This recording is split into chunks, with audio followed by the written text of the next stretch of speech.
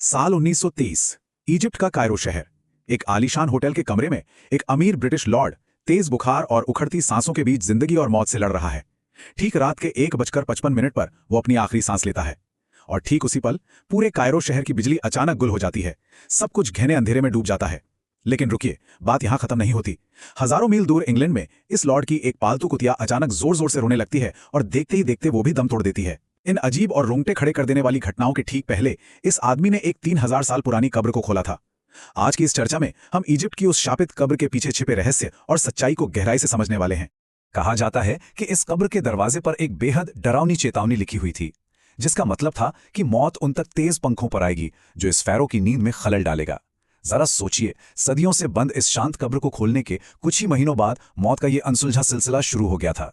खैर, चलिए इसमें थोड़ा गहराई से उतरते हैं, क्योंकि अगले 6 सालों में इस कब्र से जुड़े एक या दो नहीं बल्कि पूरे 22 लोगों की जान चली गई।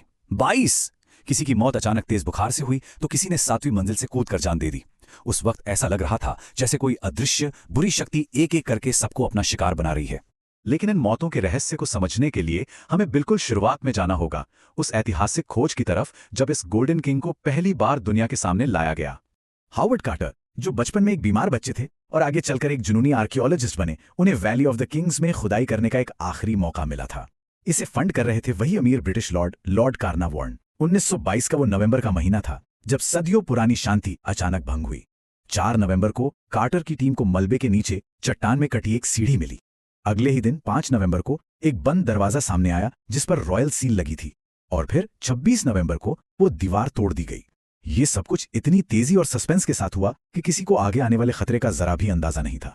जब कार्टर ने उस बंद दरवाजे में एक छोटा सा छेद किया और मोमबत्ती की रोशनी में अंदर झांका तो उनके मुंह से बस एक ही लफ्ज निकला, वंडरफुल, वंडरफुल, यानी अद्भुत। अंदर का नजारा किसी जादू से कम नहीं था। वहां 5398 बेशकीमती चीजें थीं। एक ठोस सोने का कॉफिन था, और हाँ, ऐसी कई अनोखी चीजें जिनमें 130 वॉकिंग स्टिक्स भी शामिल थीं, जो ठीक वैसे ही रखी थीं जैसे 3000 साल पहले छोड़ी गई थी। ये इंसानी इतिहास की सबसे बड़ी खोज बन चुकी थी। पर इस खोज के तुरंत बाद ही शुरू हुआ मौत का वो खौफनाक सिलसिला। सबसे पहली अजीब घटना तब हुई जब कार्टर की पाली हुई सुनहरी चिड़िया को एक कोबरा ने उसके पिंजरे के अंदर ही खा लिया। अब ध्यान देने वाली बात यह है कि एंशिएंट इजिप्ट में कोबरा को रॉयल पावर का प्रतीक माना जाता था। बस फिर क्या था, लोगों में आग की तरह डर फैल गया कि मरे हुए राजा के कोबरा ने अपना बदला लेना शुरू कर दिया है। और इसके बाद आता है लॉर्ड कार्नावॉर्न का वो रहस्यमयी अंत। हुआ कुछ यूं कि उनके गाल पर एक मच्छर ने काटा। अगले दिन शेविंग करते वक्त गलती से ठीक उसी जगह पर रेजर लग गया। उस खुले जख्म पर मक्खी बैठने से ऐसा भयानक इन्फेक्शन फैला कि उन्हें तेज बुखार ने घेर लिया और उनकी जान चली गई। बात इतनी बढ़ गई कि शर्लॉक होम्स के मशहूर क्रिएटर आर्थर कोनन डॉयल तक ने कह दिया कि यह जरूर किसी शैतानी श्राप का नतीजा है। इस एक बयान ने आम जनता के डर में घी का काम किया। उसके बाद तो मीडिया ने जैसे मौत की एक पूरी लिस्ट ही तैयार कर ली। जॉर्ज जे गूल्ड, जोएल वुल्फ, ऑब्री हर्बर्ट और सर आर्चबल्ड, सबकी अचानक मौत की कहानियां छपी गईं। लेकिन सबसे बड़ी डार्क आयरनी यानी विडंबना देखिए, आर्थर वेगल। ये वही पत्रकार थे जिन्होंने डेली मेल अखबार के लिए इस श्राप की कहानियों को सबसे ज्यादा बढ़ा चढ़ाकर छापा था। और सच्चाई ये है कि आगे चलकर वो खुद इस श्राप के 21वें शिकार बन गए। लेकिन डर का माहौल अपने बिल्कुल चरम पर तब पहुंचा जब 1926 में डॉक्टर डगलस टेरी ने मम्मी की ऑटोप्सी की। एक बेहद डरावना संयोग सामने आया।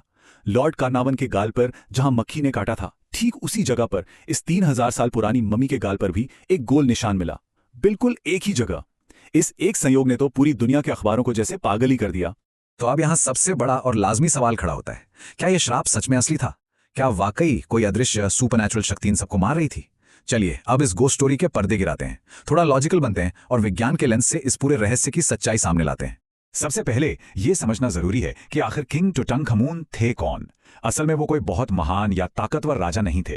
वो एक बेहद मामूली से टीनेज राजा थे जिनका जन्म रॉयल परिवार में लगातार चल रही इनब्रीडिंग यानी अपने ही करीबी खून के रिश्तों के बीच होने वाली शादियों का नतीजा था।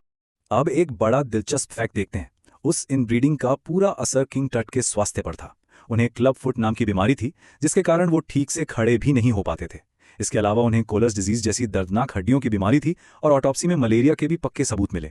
याद है हमने थोड़ी देर पहले कब्र में मिली 130 वॉकिंग स्टिक्स की बात की थी? वो वहां शौक के लिए नहीं थी, वो इसीलिए थी क्योंकि ये राजा बिना सहारे के एक कदम भी नहीं चल सकता था। तो अचानक ये श्रापित और खतरनाक राजा वाली इमेज आई कहां से? और उस मिट्टी की पट्टी पर लिखे श्राप का क्या? हैरानी की बात तो यह है कि वो डरावनी चेतावनी वाली पट्टी पूरी तरह से नकली थी। ये सिर्फ एक चालाक पत्रकार के दिमाग की उपज थी, जिसने कब्र के बाहर खड़े एक सिक्योरिटी गार्ड की छुप-छुप मुस्कान को देखकर ये पूरी मसालेदार कहानी गढ़ दी थी। चलिए इन बड़े दावों को सीधे फैक्ट्स और साइंस की कसौटी पर कसते हैं। कायरो का ब्लैकआउट 1920s के उस दौर में वहां अचानक पावर कट होना बेहद आम बात थी। कुतिया की एक साथ मौत। अगर हम टाइम जोन का फर्क देखें तो जिस वक्त इंग्लैंड में सुबह के 4 बज रहे थे, इजिप्ट में वो टाइम मैच ही नहीं होता। दोनों अलग अलग वक्त पर मरे। और वो मम्मी और लॉर्ड के गाल का मैचिंग निशान, ये और कुछ नहीं, बस एक कॉम्पिटिटर अखबार द्वारा अपनी सेल्स बढ़ाने के लिए फैलाई गई कंप्लीटली फेक न्यूज थी। और अब जरा इन आंकड़ों पर गौर करते हैं। एक मशहूर इन्वेस्टिगेटर हुए जेम्स रैंडी। उन्होंने इस पूरे मामले का एक मैथमेटिकल कैलकुलेशन किया। उन्होंने देखा कि इस कब्र से जुड़े जिन लोगों की भी मौत हुई, उनकी एवरेज उम्र एक्चुअली 73 साल थी, यानी उस जमाने की आम लाइफ एक्सपेक्टेंसी से भी कहीं ज्यादा। सीधे शब्दों में कहें तो अगर कोई श्राप था भी तो वो लोगों को जल्दी मार नहीं रहा था, बल्कि उन्हें एक लंबी जिंदगी दे रहा था। अगर इस श्राप को किसी की जान लेनी ही होती तो सबसे पहले उन्हें मरना चाहिए था, जो उस कब्र के सबसे करीब थे, राइट? लेकिन कब्र में कदम रखने वाली पहली महिला लेडी एवेलिन 78 साल तक जी। डॉक्टर डगलस डेरी, जिन्होंने खुद उस मम्मी की चीरफाड़ की, वो 87 साल तक जिए। और खुद हावर्ड कार्टर, जिसने वो दरवाजा तोड़ा था, वो उस खोज के 16 साल बाद तक जिंदा रहे। इन लंबी उम्रों ने उस शराब की थ्योरी को हमेशा के लिए दफना दिया। लेकिन इस पूरी कहानी में सबसे बड़ी विडंबना यानी अल्टीमेट आयरनी क्या है? जिन मजदूरों और लोगों को सांस की बीमारी हुई, वो किसी कहर का नतीजा नहीं थी, बल्कि वो एस्परजिलस नाइजर नाम का एक आम फंगस था, जो हजारों सालों से उन बंद घुटन भरी कब्रों में पनप रहा था। अगर उस दौर में मॉडर्न एंटीबायोटिक्स मौजूद होते तो इस सो कॉल्ड एंशिएंट श्राप का इलाज किसी भी पास के क्लिनिक में आसानी से हो जाता। एंशिएंट इजिप्ट के लोगों का एक बड़ा गहरा मानना था। वो कहते थे कि एक इंसान सच में तभी मरता है जब दुनिया उसका नाम लेना बंद कर देती है। ये बात इस कहानी का सबसे दिलचस्प हिस्सा है। किंग टुटनखामून के बाद आने वाले राजाओं ने इतिहास के पन्नों से उसका नाम पूरी तरह मिटा दिया था, ताकि लोग उसे हमेशा के लिए भूल जाएं। पर इसी नकली मीडिया द्वारा बनाए गए श्राप ने उस बीमार और गुमनाम से टीनेज राजा को इतिहास का सबसे मशहूर फेरो बना दिया। इस झूठ ने ही दरअसल उसे हमेशा के लिए अमर कर दिया। हावर्ड कार्टर से पूरी जिंदगी लोग एक ही सवाल पूछते रहे कि क्या उन्हें इस श्राप से डर लगता है।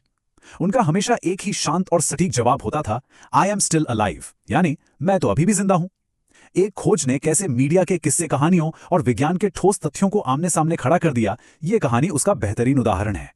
सच्चाई ढूंढने निकलते हैं तो अक्सर पता चलता है कि खजाने से ज्यादा हमारी अपनी गढ़ी हुई कहानियां ही सबसे बड़ा छलावा होती हैं। लेकिन जरा सोचिए, आज के इस तेज सोशल मीडिया और फेक न्यूज के दौर में ऐसे और कितने मॉडर्न श्राप हैं जिन्हें हम बिना सोचे समझे आंख बंद करके सच मान बैठे हैं।